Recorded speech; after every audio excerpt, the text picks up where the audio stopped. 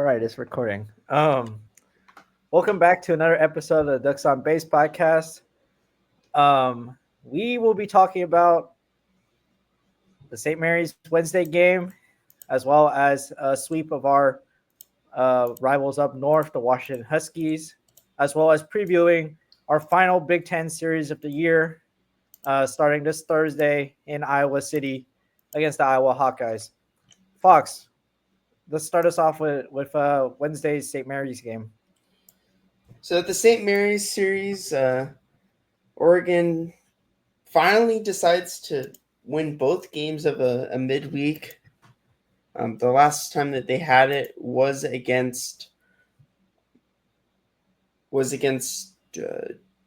Grand Canyon University, which we thought initially would have been a good look at Oregon overall. Turns out Grand Canyon did not live up to their end of the bargain. But Oregon does win 8-1. Julian Hernandez, the transfer, pulls out probably his last major start for Oregon this year. Goes 3 innings with 5 strikeouts. Surrenders no runs. Then Ryan Featherston comes in, surrenders 1 in his first inning of work in the fourth, and then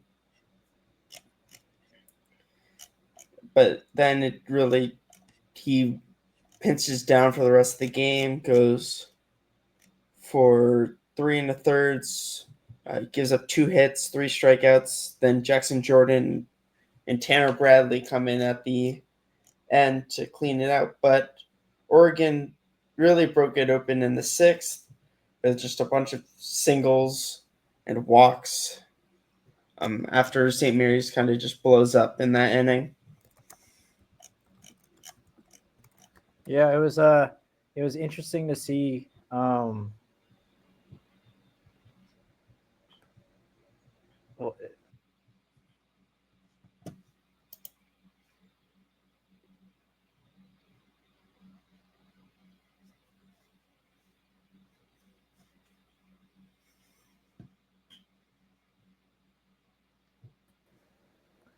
all right.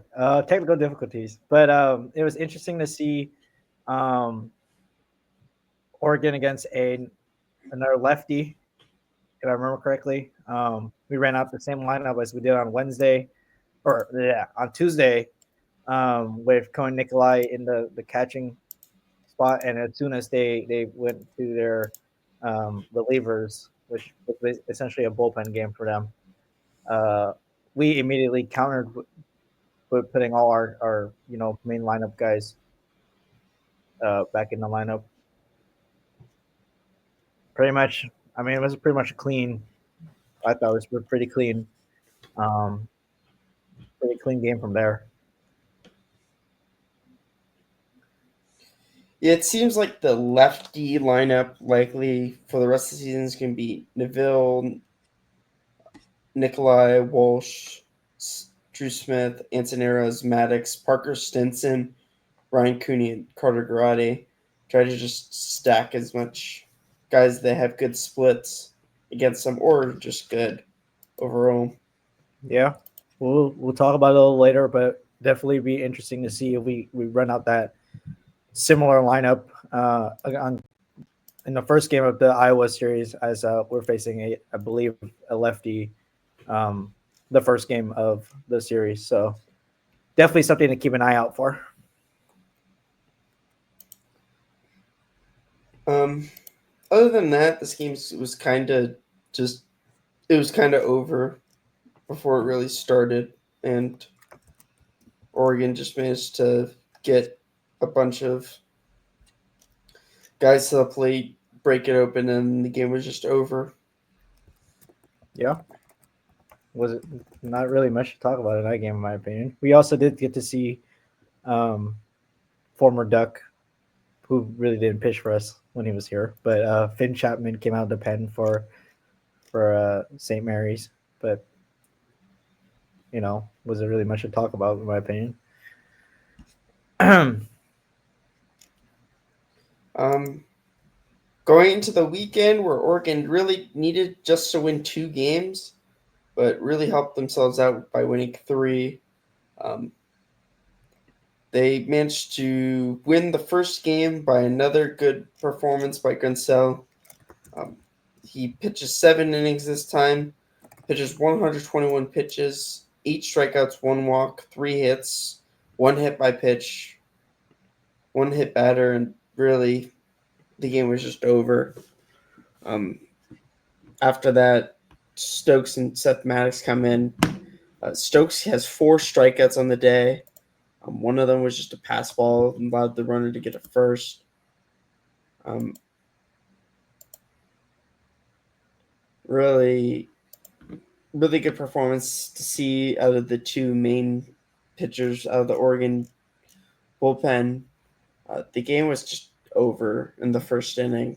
Um, it seemed just another single, like 2 runners allowed at home by walks and hit by pitches, and then Jeffrey Hurd really puts it away in the 7th with the home Yep. run. But Yep. Max Banks, the Washington lefty, uh, struggled out of the gate. Obviously, allowing 4 runs in the first inning was pretty wild. Walks, hit by pitches, and then really most of those runs scored.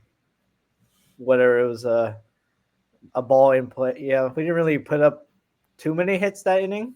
So most of the runs were scored via the hit by pitch or like a ball in play that got it out. But it looked like Max Banks settled down from there, and then once he left the game, it was up in the hands of the bullpen, and obviously the bullpen gave up that 5th run, which kind of really didn't matter to the overall um, game, but Oregon's bullpen did a good job to uh, shut it down after Grinso leaves, throwing seven strong innings. I'm talking about Grinsell. Really, the only issue with him, really for me, for the rest of the season is see how he does. Um, he's currently at 81 2/3 throughout the whole entire season. His max last year was 79 1/3. Mm-hmm. Um, he started 4 less games. So really it just depends on how he transmits those innings um, to the end to the end of the season. There's always the chance of fatigue or something coming up at the end, but we'll see at the end.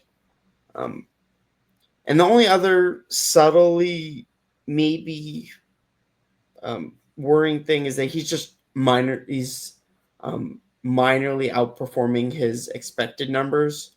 Um, his current ERA is 2.53, which is nearly 1.5 down from his previous season's ERA, but his FIP is 3.18. So there's the potential for more regression to the mean.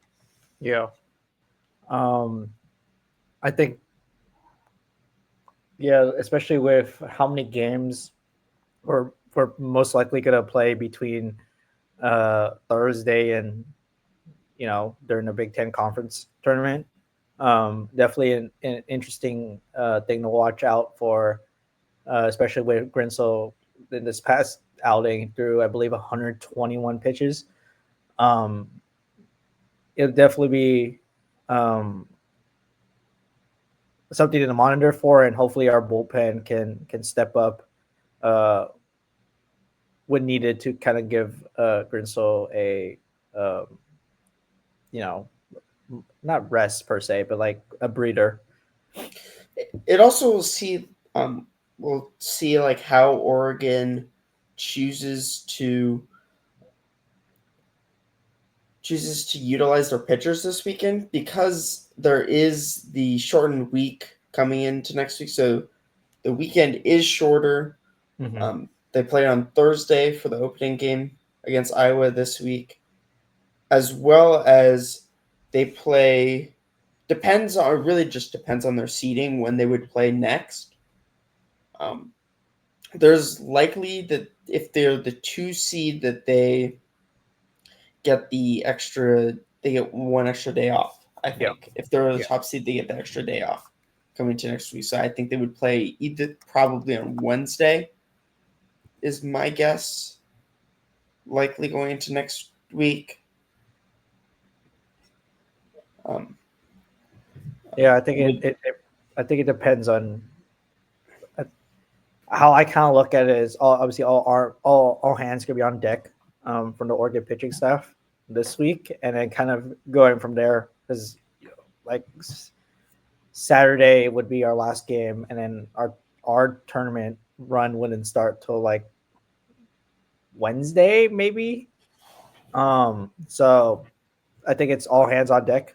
Um, guys like Ian Umlant and Will Sanford, who usually are midweek starters, will definitely play some sort of role this weekend, I predict. But we'll talk more about that um, later in this episode.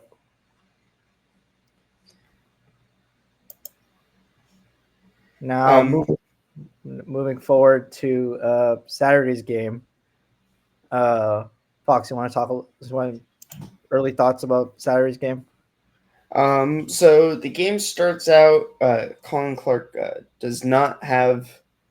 There was an a misplay that allowed the runner to get to third. Um, comes to bite Colin early. Gives up two in the first on a single. Um, then Max Maloney scores Drew Smith in the second. Third, there's no runs. Fourth, Oregon really just gets it up. There was an error thrown that allowed um, Garrotti to get to second and Meggers to get to third. Uh, Meggers scored. Ryan Cooney advances to third. Then Neville almost hits a 3-run shot for his um, 20 for almost his 25th home run, but hooks it a little to the left, but then doubles down the opposite field and scores two, bring Oregon up 4-2. Then, um, then two home runs right off the bat in the fifth to tie the game up, but um, Walsh gives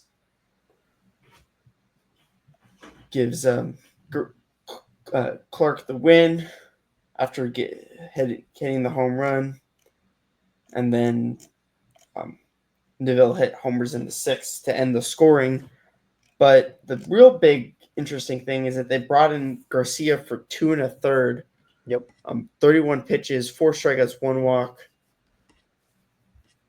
By far his most, I would say he's probably his second most impressive appearance on the year. His first was likely the Sunday game against Oregon State, where he manages to score to prevent the runner on second from scoring with a pop out and three straight strikes. Yeah. The next big thing that came in from this game is they brought in Cole Stokes and Seth Maddox to close out the game. Stokes brings in goes 2/3 of an inning to end the eighth, and then Maddox comes into the ninth. Yeah. I think the interesting storyline here was the sixth inning. Um, for me, when Neville was up with a before he doubled, proceeded to double down the line. It was a 3-1 count with runners on third and second, one out with an open first, and they decided to pitch to him for some odd reason. Um, Maybe it's just me, but most circumstances, if you have a guy like Mason Neville who has the potential to open up the game, I'd intentionally walk him. But I don't know. I I think that was an interesting decision by Washington. Um, and then the other interesting storyline, which is a really common trend throughout, it's gonna be a common trend throughout this episode, which was the Oregon bullpen coming into to close up the game. Cole who hadn't pitched back to back all year, I believe, comes Yeah, in. they said it was the first back-to-back um, for, or actually, it was the first three set. The Sunday game proved to be the first three set in over 2 years. Yep. And I mean, it's just good bullpen management, especially in college, just to not throw guys on back-to-backs. At least Yeah. to let them have a day off or something Yeah. in between. But proved to not bite us this game. They'll come in pretty clean innings to close out the game and go into Sunday's game with a with the potential to sweep. Yep. And then going into the Sunday game, Oregon just blows up. I mean, this guy did. Justin Timms did not have it. I mean, he got blown up by Iowa the previous week Yes. and continues to just didn't have it again this week. He just blows up in the first inning, throws a meatball, like fastball right down the middle to Neville and just tanks it out to right field. Up for his 26th home run.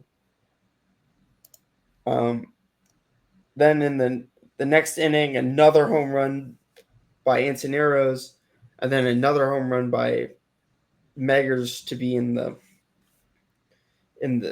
second to put Oregon up 3 to put them up 4-0. Fifth inning, and a sac fly by Max Maloney. I think it was on a. He almost grand slammed the ball. Yeah. It was to Yeah. the track. But Hellman scores, and then Oregon just tries to gamble a little too much. They first put in Ian he doesn't have it. He gives up 2 runs on a 2-run home run. Just didn't have it. It's fine. He gives up home runs sometimes coming in. Featherston comes in, but he gives up another run on a wild. He walks a few guys. He gets out of the inning, but then walks the opening batter. And he gives up a hit to the opening batter in the 8th. Cole Stokes walks another guy, wild pitch, and 2 hit by pitches, brings home 1 on the wild pitch. And then Jackson Jordan pulls off kind of a miraculous. He gets a fly out and then a strikeout to end the threat with bases loaded, and then gets the first guy out in the 9th. Walks 1. Toby Twist comes in for his first appearance in conference play. I think probably ever. I don't know if he pitched in last year's because he kind of got injured pretty early on. Last year he pitched against his last outing was against ASU before he got hurt. So he has pitched in conference play before, but it's obviously his first Big Ten conference play outing. Yeah, gives up a long fly ball to center field, or to left field, pretty close to the wall.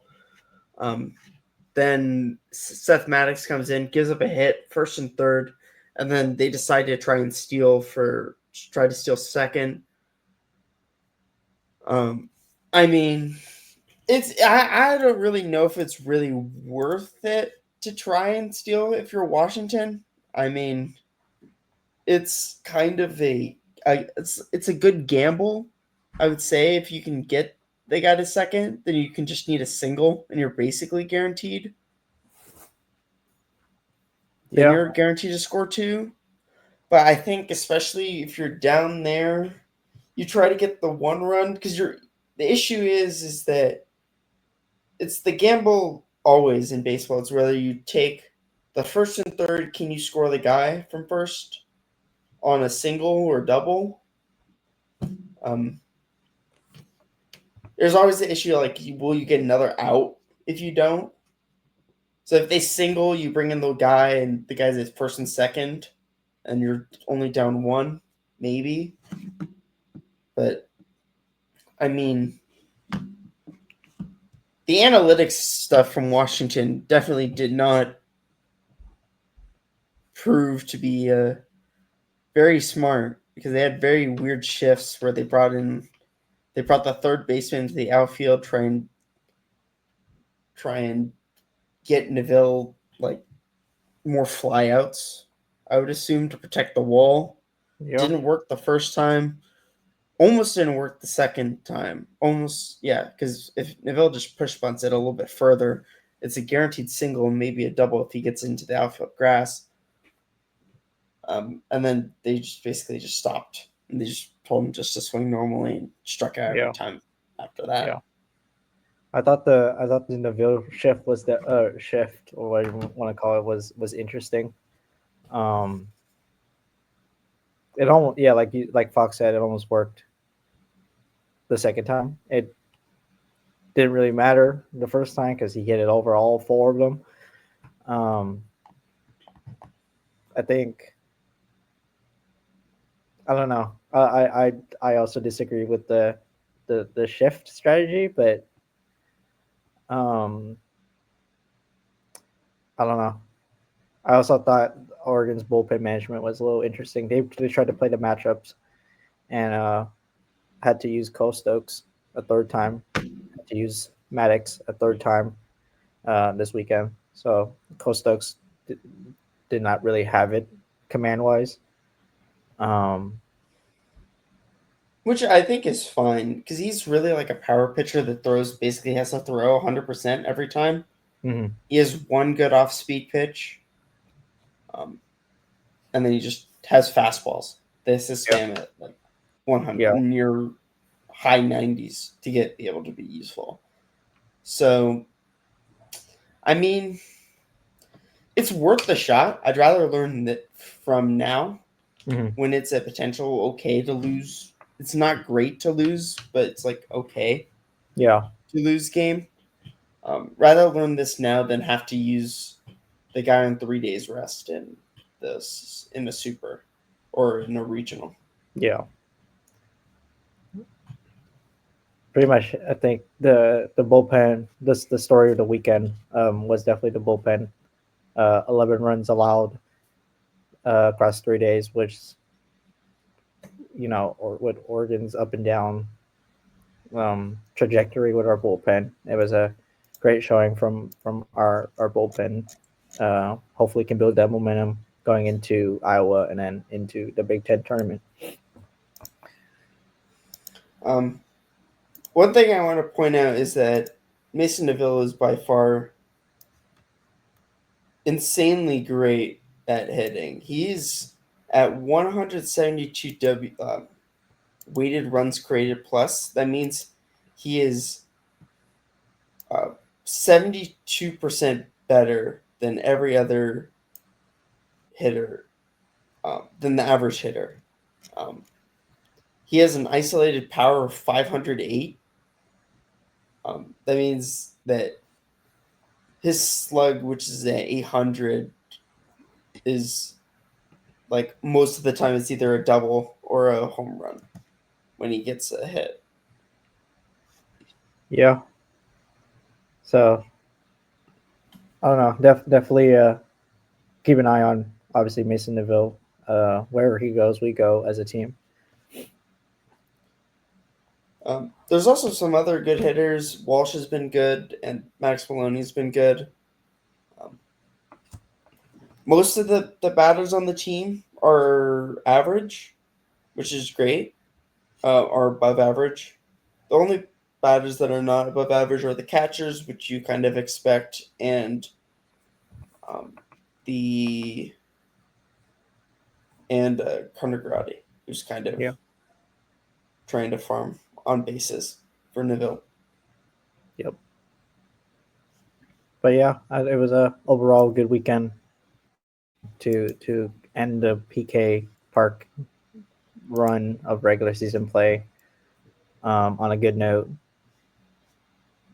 and then go into the final series with a lot of implications for both teams um, going into this final series, which we'll move into.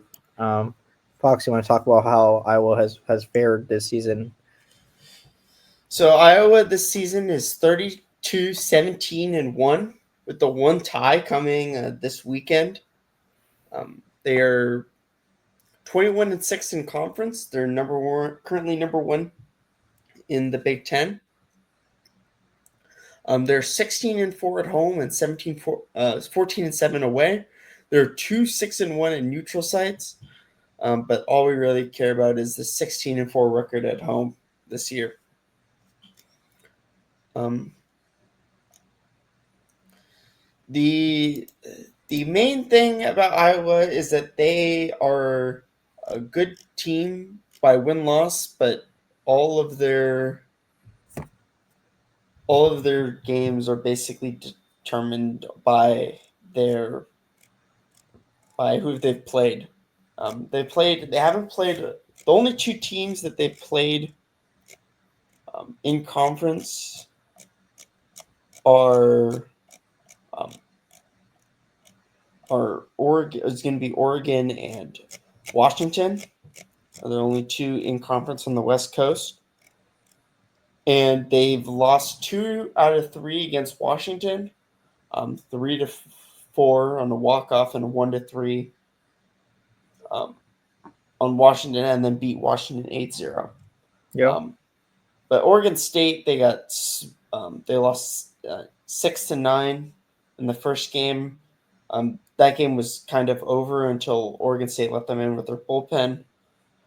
Oregon State uh, then wins again 5-1, and then Oregon State and Iowa just decided to blow leads at the end of both games um, to tie 6-6 on a tie in 10 innings because Yep. of travel restrictions. I mean, I think Iowa as a team, it's a pretty good team. Um, they have some good players, um, but their resume as it stands doesn't really have the meat it needs to get to the tournament, and would need a big series win against Oregon, as well as a decent showing in the Big Ten tournament if they won against us. If they lost against us, they would need to win the Big Ten tournament to even have a shot of making the tournament. Or So at least a very good showing, like probably making it to the finals and yeah, beating multiple West Coast teams. yeah. So definitely, like I said, this series has a lot of implications. Um, whether it's the Big Ten conference title, which we're 2 games behind Iowa as it currently stands, whether it's for our resume, uh, beating as it stands right now a quad 2 team. Um, for Iowa, their implications are to even sniff the tournament, they would have to have a good showing this weekend going into the Big Ten tournament. So a lot at stake um, in Iowa City this weekend. Yeah, it means a lot because if Iowa wins, if they win 2 out of 3, they should be able to win the be co-champs for the um, for the Big Ten regular season with UCLA if UCLA goes 3-0.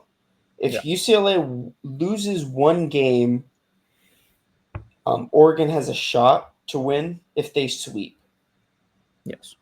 Um, and basically, each team can basically control their own destiny. Depends if um, Oregon needs UCLA to lose.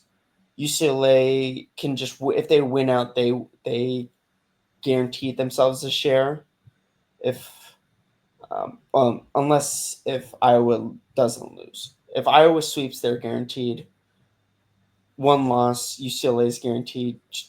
One loss by UCLA has Oregon near guaranteed to share. Yeah. So, like I said, a lot at stake this weekend. Um, we're gonna move on. We're gonna move into some of their notable players. Falk, do you want to start us off with who some of the key Iowa players to look out for this weekend? Um, this season they have some good hitters overall. First, we'll start off with Gable Mitchell. Gable Mitchell is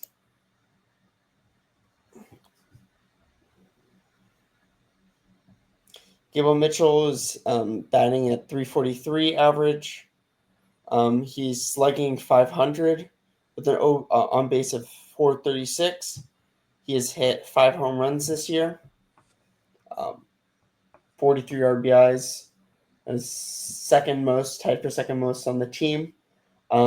Their best power hitter is Reese Moore, 318 average, has hit 9 home runs, 578 slugging percentage, 449 OBP.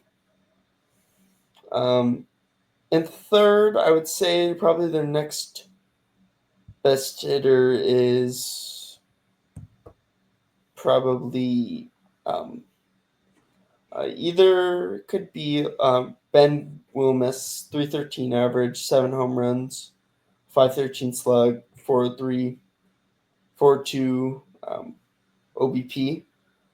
I definitely say that probably Reese Moore and Gable Mitchell will be the ones that will really decide the series. If they can get hits, likely the rest of the team could be able to do stuff. Yeah. Gable Mitchell has a 29 to 18 strikeout to or walk to strikeout ratio. So he definitely does get on base at a pretty high clip. A lot notable to point out, a lot of their guys are batting 300. Caleb Wolf is batting 373. Started 34 games this year. Some of the other guys, Ben Swalls 309, Jackson Jackson, I don't know, this Frost 303. So they definitely have guys that can put the ball in play. Um, there's no really one guy that puts the ball over the wall. Um, obviously, It's like kind of compared to, just like 9, 7 home yeah, run they're numbers. all kind of spread out, I guess. Um, so I think it'll be an interesting combination of um, attack. Gable Mitchell does run a lot. Looks like he's 12 for 14 on stolen bases this year. And then Ben Swalls is 8 for 10 on stolen bases. So they run the bases on a at a decent clip, I'd say. Um, I think for Iowa, they've I believe, don't know if that's changed since, but I believe Iowa was third in the nation in run differential behind two SEC teams, a Tennessee, and I forget who the other team was, going into this past weekend. So they score runs, um, while their bullpen does, or their like pitching staff does a lot of work to not allow that many runs, which we'll get into now. Um, we predict that the starting rotation for Iowa will be the exact same three as seen in the Oregon State series. So on Thursday it will be left-handed pitcher Cade Obermuller.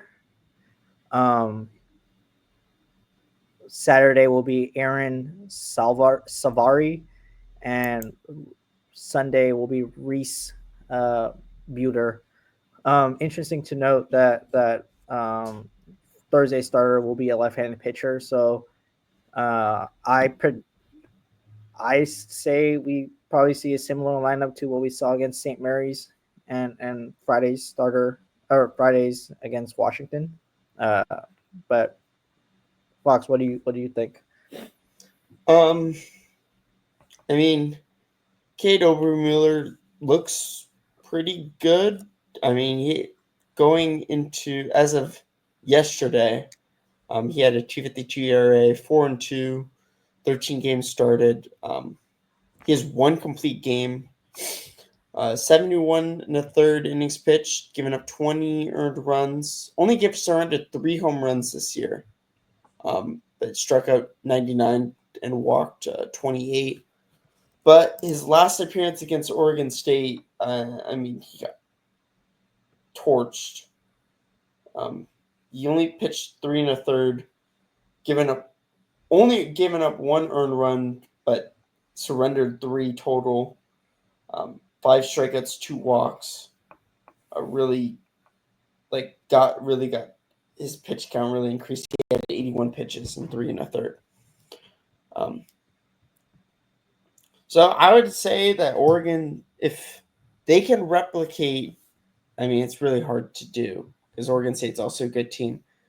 To replicate their performance, there's definitely a shot that Oregon could run up the score and be able to do it. Um, the the rest of the lineup really, on Saturday is another blow up, 4 and a third, 4 earned runs. It looks like they keep their pitchers at around like 80 pitches is their maximum for all of their starters. Interesting. So at least that's what it was last weekend. I'll take a quick look and see at Washington if they held similar numbers. Let's check Washington quick. Oh.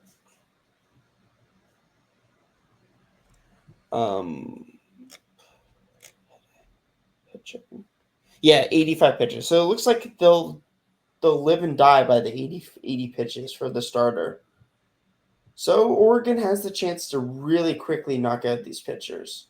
But they also, it looks like Iowa really believes in like long relief. One guy to look out for is Anthony Wyatt. Currently he's 4-4, 446. Has 2 saves, probably the long variety. Given up 4 home runs this year, but also has 40 strikeouts to 15 walks. So it's likely there's going to be a bunch of piggybacking here. Last week it was Sam Hart on Cade. For Aaron's Savory, it was Tyler Guerin and Dana Wright, and then it was Anthony Watts again for the Sunday game. Yeah, I think looks like they strike out. They get strikeouts across the board at their pitching staff. Obviously, Obermuller, their Friday starter, struck out 99 guys this year. So they have the stuff to get out. I think it's up to Oregon to kind of battle out at bats. I think that'll be a key to this weekend. Battling out at bats, hopefully knocking these starters out early. I'd say our Friday or our Thursday. I keep saying Friday. Our Thursday lineup, whatever it looks like, which we presume will include Cohen Nikolai, um, for the platoon advantage. Just depends on how they battle out. If they look very similar to how they look against Michigan State against Joseph DeZera, who obviously was a really good pitcher. Um, we might lose Thursday's game, but I don't know. I see a window opportunity for all three games. What do you think? Well, really, it'll just depend on on the Friday game, because if Oregon can be able to get that win on that Thursday game, um, the next game will be just as important, as Hmm. Oregon is predicted to need to win two games to be able to host, um, and that would make the tournament matter much less overall. Um, but taking a quick look at the dimensions of Iowa, it's much better than compared to Michigan State. They Um, obviously don't have a hill. yeah, the it's very similar to Oregon's field. It's actually kind of a little bit less than Oregon. We're 329 down the foul lines, and then 395 to center. So it's a little bit closer in. So Interesting. and Okay.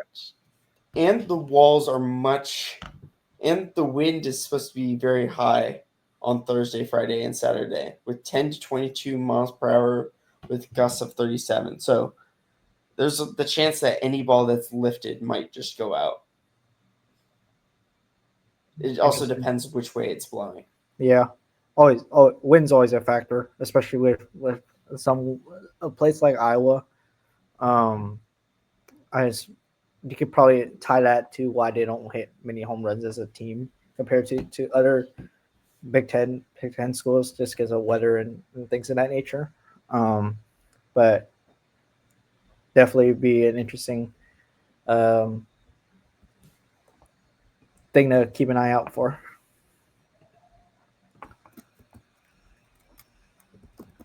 Um, I think overall, this series is definitely winnable for Oregon. Just going to depend on, can they not get shut out again by a left-handed pitcher. Um, Also, if they can be able just to show what team they are. Yeah. Um, Oregon has everything to play for this weekend, and Iowa also does have everything to play for. Oregon's playing for the chance to be able to see the Oregon fans one more time. I guaranteed at least two more times Mm-hmm. um, at home, and could be more, depends on how the rest of the season shapes out. Yep. And also, I was playing to be able to continue playing baseball. Yeah. It's a matter of who wants it more this weekend. I think that's a big key. Another big key for Oregon this weekend would be the bullpen. They've been pretty lights out. Um, they were lights out last weekend. Um, it's a matter of can are they consistent? If they're consistent as they have been lately, Oregon has a very good shot of taking two, if not sweeping this series. Um, Obviously Oregon college baseball in general this year has been an up and down roller coaster of bullpens, as you've seen across pretty much anywhere in the D1 level. But I think that's a key for Washington or for us to watch out for this weekend. Um, I mean, this Oregon team is much deeper at bullpen compared to Mhm. last year. Yeah. Oregon last year had really two guys going into every week. It was Brock Moore and Bradley Mullen. Yep. Brock Moore is currently um, is in the Mariners organization, and Bradley Mullen's still here. Oregon definitely looks like they have plenty of guys that they can go to. They have Yeah. Featherston, Ian. They have probably Will Sanford if they really need like long inning support. Hmm. They have Toby Twist now. They have Jackson Jordan. They have the two main guys with um, Cole Stokes um, and Seth Maddox. Yep. Um, they have like a low arm guy with Sam Boyle, lefty. They need it. Yeah, Julian Hernandez as well. I think he'll be like Yeah, emergency extra starter. yeah. If needed, it's a much deeper bullpen for Oregon this year. That's for sure.